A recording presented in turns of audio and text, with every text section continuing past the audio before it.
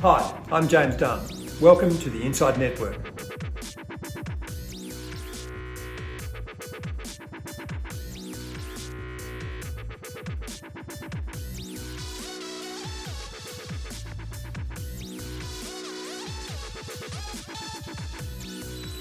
The Australian fixed income landscape is vastly different in 2023 to what it was just 12 months ago, with yields on fixed income assets back to being very compelling.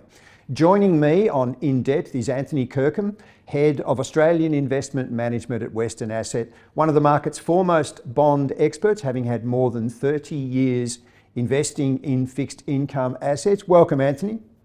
It's great to be here, James. Thanks for having me. It's a real pleasure to have you because we've titled this video, Bonds Are Back.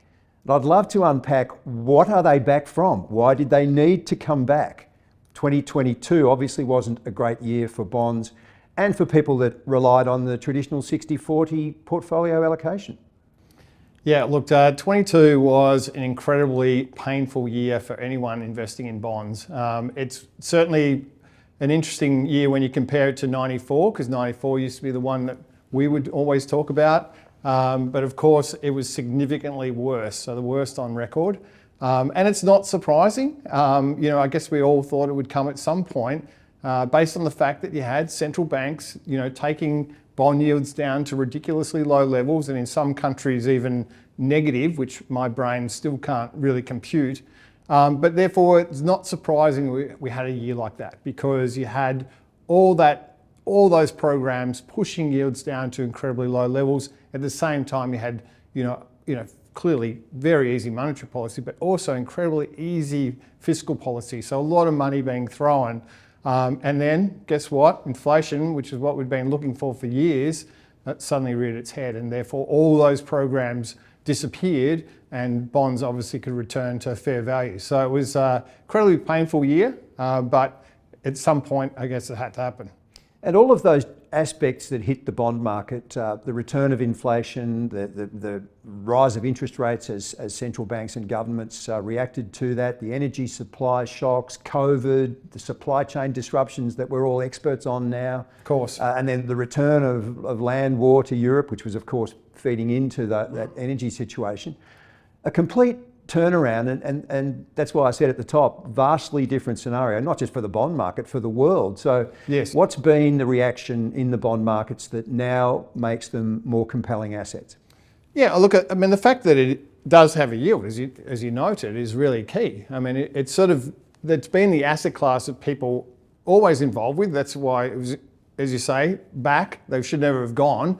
But really, they were drove out of people's portfolios because they couldn't do what they were originally designed to do, which of course is providing some sort of income, but importantly, provide that defense against risky assets during times of stress. And it can't do that, obviously, if it's been driven down to zero and bond prices taken through the roof. So, that return to fair value, that ability for it to provide a yield, but also in times of stress, have that yield curve moving lower, therefore bond price moving higher, providing that offset to risky assets, it can now do, which it couldn't obviously through that cycle, which was, clearly, as I said, incredibly painful for investors.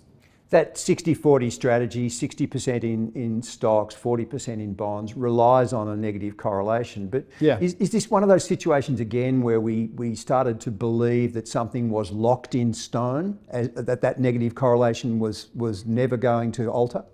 Yeah, absolutely. And I think it's because it happened over such a long period of time. You've got to think back to post-GFC, though that manipulation really started in many regions, and clearly in some it still exists with what's going on in Japan. But for other countries, it has been this drive lower as a result of those programs, and of course just got to the extreme through the pandemic. So once again, it's not surprising that bonds were unable to do what people wanted them to do through any of that cycle when the yield was being manipulated. But, hooray, they've been pushed away. All those tools have been put back in the toolbox. Some won't come out again, as we know locally with that yield curve control attempt that they did here.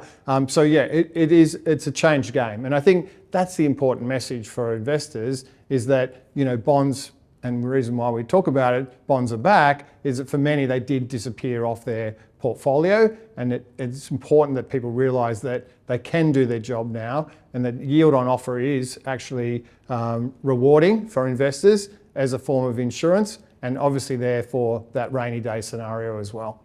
Of course, the fixed income markets are more than just bonds, as in sovereign government bonds, and credit has really emerged in recent years.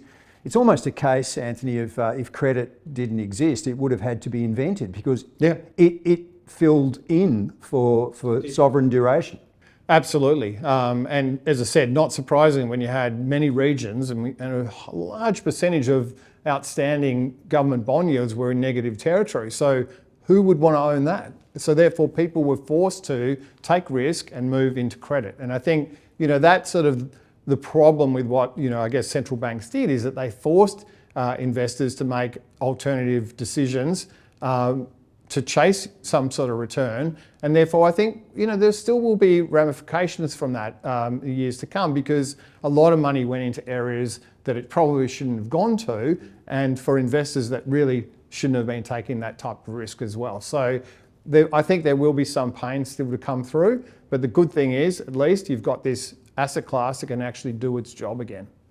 What's the nature of the Australian credit market, and what role is it playing in fixed income portfolios at the moment? Yeah, I think the thing about the Australian market is probably not really that well understood. I don't think investors know how deep it is in terms of investment grade market. It doesn't have a high yield component because the banks look after a lot of that, and any other issuer would probably head offshore into US markets where much deeper in that high yield space. But certainly as an investment grade market, it's absolutely there, and it can provide real diversification. And I think the interesting component, because we clearly have a lot of the local companies, the banks, funding themselves here, obviously big infrastructure funds within the Australian market, but also when you break it down, you find that there's a large cohort of foreign issuers in our market as well, because often they have a business here, or they just see it as a great alternative funding for them. So for investors into the Australian bond fund,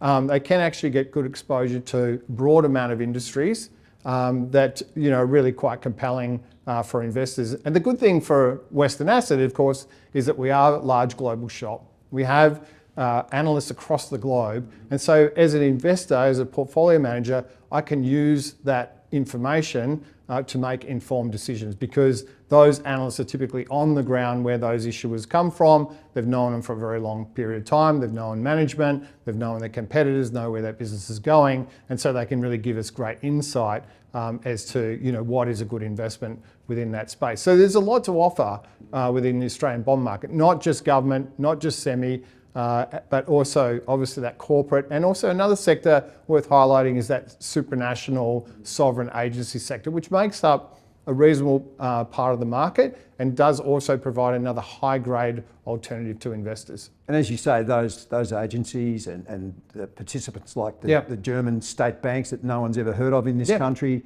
as you said before, they love the diversification of $8 funding. They do, and they do a lot of funding here. I mean, it's quite ironic because they came because we thought that our government bond market was going to disappear because clearly we're in surplus and we had no net debt, and so those issuers came to provide an alternative AAA investment.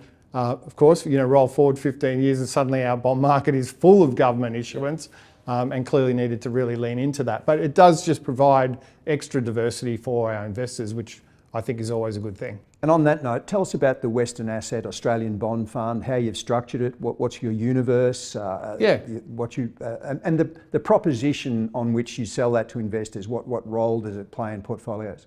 Yeah, I mean, what we offer with the Western Asset Australian Bond Fund is something that does cover that broad market. So because we have obviously a team that can analyse those bonds, we can put all of that where we think the right amount of risk return is into that fund. And so we can develop something that is relatively high grade, which is what you're really looking for in that type of fund. You want something to be somewhat conservative because you do want it for that rainy day. But at the same time, because we've got that diversity, we can provide a reasonable income to investors, through that period. And that, I think, is what is really compelling about it. We obviously can lean on the global team, as I mentioned before, to give us insight in terms of those issuers. And also just really for us here at Western, obviously got a pedigree of over 50 years. We've got a philosophy and a process that I think is time tested. That means that the outcome for this fund has been incredibly smooth. It's obviously a very active fund, but importantly, it's going to provide investors with that income they're looking for, but the defence when they need it, when risky assets get a little wobbly. And sitting here in the second half of 2023, Anthony, what's in a nutshell, the outlook for the Australian and global fixed income markets? Yeah, well, look, I think we're at a point where clearly, central banks have wanted to slow down activity, slow down inflation, because inflation clearly got out of turn as a result of all those factors we mentioned before, really coming together. It was it was a new cocktail of assistance that we've never tried before. And so, I think definitely came back with a rush inflation. So they've needed to really calm things down. And I think, clearly central banks always win that fight, because they can clearly just keep raising rates until they get activity lower and obviously get inflation back under control. And you can see that that's happening in most regions. Certainly, if you look at the European numbers, there's definitely a rollover occurring.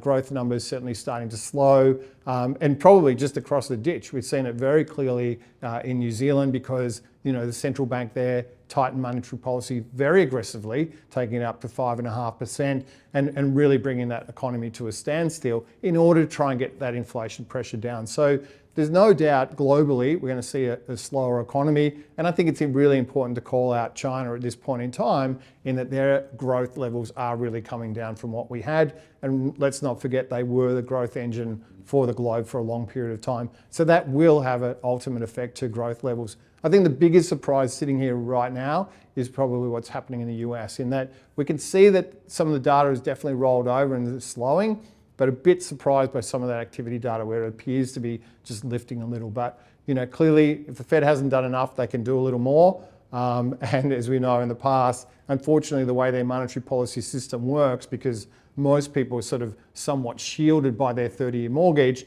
that suddenly it does start to bite and the economy will typically tip over at some point. So we're just really waiting for that traction to occur. This has been In Depth with Anthony Kirkham, Head of Australian Investment Management at Western Asset. Anthony, it's been a pleasure. Thanks for having me, James.